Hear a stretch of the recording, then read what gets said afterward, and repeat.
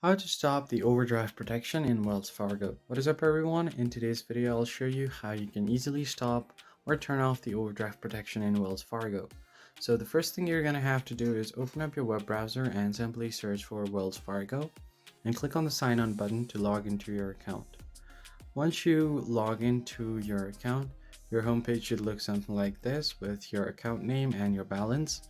So what overdraft protection basically is what you're going to have to do is, if you have two accounts connected and you've turned on overdraft protection, whenever you try to complete a transaction, in case of insufficient balance in your account, it's going to transfer balance from your other account to that specific active account in order to complete the transaction.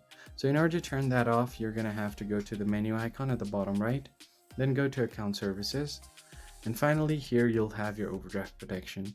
Just tap on it, and if you've enabled any overdraft protection, it's gonna show you guys your account that has your overdraft protection turned on. You can easily turn it off from the app, or the other thing that you can do is contact Wells Fargo support. Tap on the three dots here, go to customer service.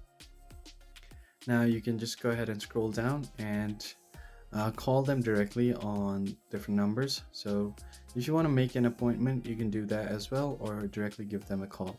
Tap on the call us button and you'll see all of the available numbers that you have for their support calls. So you can call any of these numbers and explain your problem. They should be able to help you. I hope this tutorial was helpful to you guys, and I'll catch you guys on the next one.